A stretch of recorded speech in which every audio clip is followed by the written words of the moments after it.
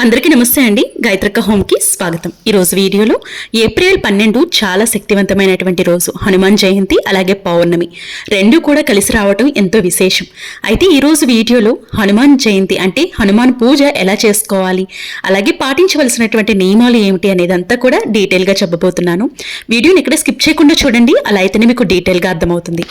మన ఛానల్ని ఇప్పటి వరకు సబ్స్క్రైబ్ చేసుకోకపోతే సబ్స్క్రైబ్ చేసుకోండి. ఈ నెల ఏప్రిల్ 12వ తేదీన అంటే శనివారం నాడు రేపు మనకి హనుమాన్ జయంతి వచ్చిందండి. శనివారంతో కూడినటువంటి హనుమాన్ జయంతి ఎంతో విశేషమైనది. ఈ రోజున చైత్ర పౌర్ణమి కూడా ఉందన్నమాట. శనివారంతో కలిసి వచ్చినటువంటి పౌర్ణమి అలాగే హనుమాన్ జయంతి కూడా ఎంతో విశేషం.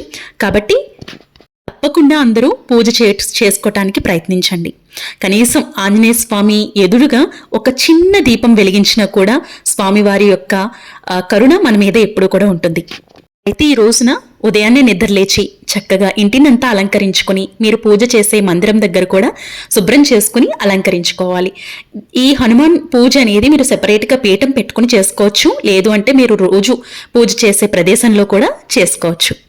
అయితే ఈ రోజున ఇంటికి తమలపాకులు ఉంటాయి కదండి, ఆ తమలపాకుల్ని ఇంటి సింహద్వారానికి కట్టుకుంటే చాలా మంచిది. ఎందుకంటే తమలపాకుల్లో ఎంతో విశేషమైనటువంటి లక్షణాలు అనేవి దాగున్నాయన్నమాట. కాబట్టి ఈరోజు తమలపాకులతో ఒక తోరంగా కట్టుకోండి, చాలా మంచిది. అలాగే తప్పకుండా ఈ పూజని ఇంటిల్లిపాది చేసుకోవడానికి ప్రయత్నించండి. ఎందుకు అంటే మన ఇంట్లో తెలిసి తెలియకుండా నెగిటివ్ ఎనర్జీ అనేది ఉంటుందండి. ఈ నెగిటివ్ ఎనర్జీ అనేది పోవటానికి, మనలో ఉన్నటువంటి ఏదైతే భయాలు ఉన్నాయో అవన్నీ కూడా పోయి మనకి ధైర్యం రావటానికి, అలాగే ప్రతి కష్టాన్ని కూడా ధైర్యంగా ఎదుర్కోవటానికి హనుమాన్ పూజ, హనుమాన్ వ్రతం అనేది ఎంతో విశేషమైనదన్నమాట. కాబట్టి కుదిరితే మీ ఇంటిల్లిపాది కూడా పూజ చేసుకోవటానికి ప్రయత్నించండి, లేదు అంటే మీ కుటుంబం తరపున మీరైనా పూజ అనేది చేసుకోండి. ఈ రోజున చాలా మంది విశేషంగా దీపారాధన అనేది చేస్తూ ఉంటారండి. కొంతమంది తమలపాకు దీపారాధన చేస్తూ ఉంటారు, కొంతమంది పిండి దీపాలు వెలిగిస్తూ ఉంటారు, కొంతమంది 5 ఒత్తులతో దీపారాధన చేసుకుంటూ ఉంటారు. నేను హనుమాన్ పూజ ఎప్పుడు చేసినా కూడా 5 ఒత్తులతో దీపారాధన చేసుకుంటూ ఉంటానన్నమాట. అదే నేను మీతో షేర్ చేస్తున్నాను. ఈరోజు స్వామివారికి ఎంతో ఇష్టమైనటువంటి తమలపాకులు నివేదించడం కూడా ఎంతో విశేషం. ఎర్రటి పుష్పాలతో స్వామివారిని అర్చించినా కూడా చాలా మంచిది. అలాగే నైవేద్యంగా అరటి పళ్ళుని నివేదించవచ్చండి, చాలా మంచిది. అలాగే హనుమాన్ జయంతి రోజున తప్పకుండా గుమ్మానికి తమలపాకులు కట్టుకోండి, మళ్ళీ చెప్తున్నాను. అలాగే స్వామివారి యొక్క చిత్రపటం తీసుకోండి. నేను ఇక్కడ పంచముఖ ఆంజనేయ స్వామి యొక్క చిత్రపటం ఉంటే అది తీసుకున్నాను అనమాట. అది తీసుకుని ఈ విధంగా అరేంజ్ చేసుకున్నాను. మనం ఏ పూజ చేసినా, ఏ వ్రతం చేసినా వినాయకుడికి పూజ చేస్తాం కాబట్టి వినాయకుడికి ముందుగా పూజ చేసి పంచోపచార పూజ చేయాల్సి ఉంటుంది. పసుపు, కుంకుమ, అక్షింతలు, గంధము, వస్త్రాన్ని సమర్పించి పంచోపచార పూజ చేసిన తరువాత హనుమంతుడికి పూజ అనేది చేసుకోవాల్సి ఉంటుంది. అలాగే తమలపాకుల్ని మనం ఏర్పాటు చేసుకుంటాం కదండి, అంటే 3 కానీ 5 కానీ లేదంటే 7 కానీ 11 కానీ ఇలా ఏర్పాట్లు చేసుకుంటాం కదా. ఆ తమలపాకు మీద జై శ్రీరామ్ అని రాసి మీరు పూజ చేసే ప్రదేశంలో స్వామివారికి దగ్గరగా పెడితే చాలా మంచిది. అలాగే తమలపాకులతో ఆంజనేయ స్వామిని పూజిస్తే కూడా ఎంతో విశేషం. ఆంజనేయ స్వామికి చక్కగా తమలపాకుల యొక్క దండని ఏర్పాటు చేసుకుని పూజ చేసుకోవచ్చు, తమలపాకులతో అర్చన చేసుకుని పూజ అనేది చేసుకోవచ్చు. ఎంతో విశేషమైనటువంటి పూజ అనమాట ఇది. ఎవరికైతే ఉద్యోగ సమస్యలతో బాధపడుతున్నారో, అలాగే వ్యాపార లావాదేవీలతో బాధపడుతున్నారో, అలాగే డబ్బు సమస్య ఎవరికైతే ఉందో అలాంటి వారికి ఎంతో విశేషం అనమాట ఈ పూజ. తప్పకుండా రేపు అందరూ కూడా పూజ చేసుకోవడానికి ప్రయత్నించండి. అయితే ఇక్కడ నేను 5 ఒత్తులతో దీపారాధన ఏర్పాటు చేసుకున్నాను. స్వామివారిని తమలపాకులతో అర్చన అనేది చేస్తున్నానండి. సింధూరం ఉంటే గనుక, అంటే మీరు దగ్గర స్వామివారికి ఇష్టమైనటువంటి సింధూరం ఉంటే సింధూరంతో కూడా స్వామివారికి అర్చన అనేది చేసుకోవచ్చు అనమాట, చాలా మంచిది. అంతేకాకుండా స్వామివారికి పూజ అంతా పూర్తి చేసుకున్న తరువాత నైవేద్యం అరటి పళ్ళను నైవేద్యంగా సమర్పించుకున్న తరువాత స్వామివారి గుడికి వెళ్ళి స్వామివారి యొక్క ఆశీస్సులు తీసుకోవడం అనేది ఎంతో ముఖ్యం.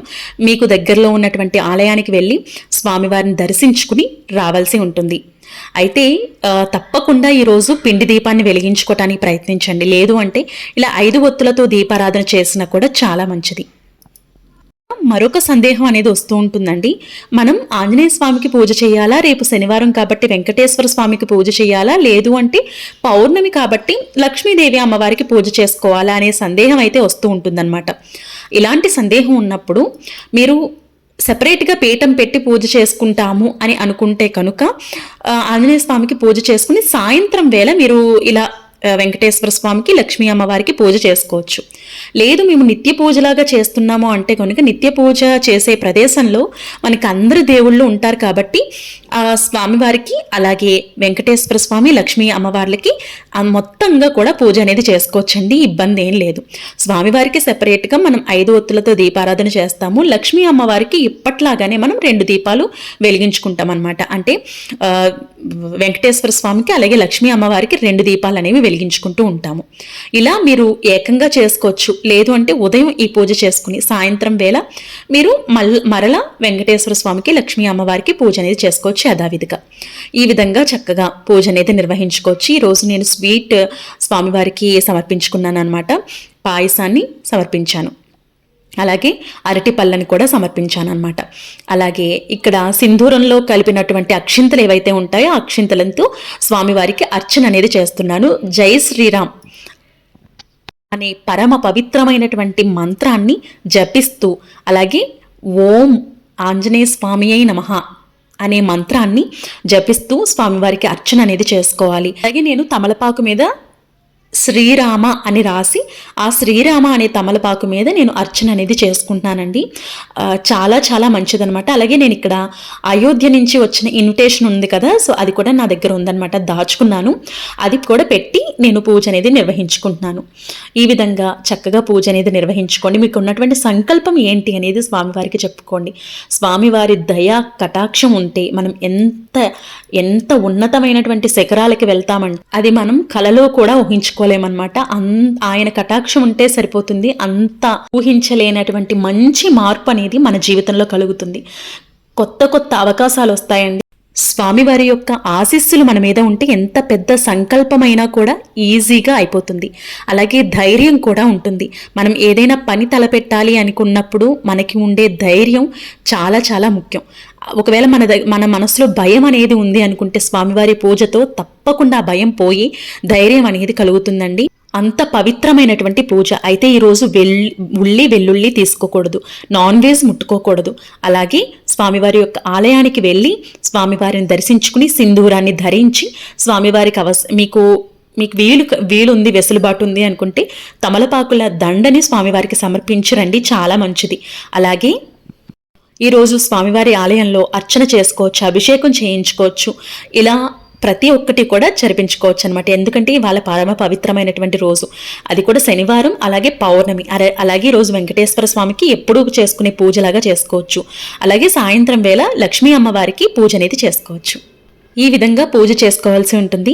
ఐ హోప్ ఈ వీడియో మీకు నచ్చిందని అనుకుంటున్నాను. నచ్చినట్లయితే లైక్ చేయండి, షేర్ చేయండి, సబ్స్క్రైబ్ చేసుకోండి. మీకు ఏమైనా పూజలో ఏమైనా డౌట్స్ ఉన్నాయంటే కమెంట్ సెక్షన్లో అడగండి, తప్పకుండా రిప్లై అనేది ఇస్తాను. రేపటి ఒక మంచి వీడియోతో మళ్ళీ మీ ముందుకు వస్తానండి. అప్పటి వరకు నమస్తే. Thank you for watching. మీ గాయత్రక్క.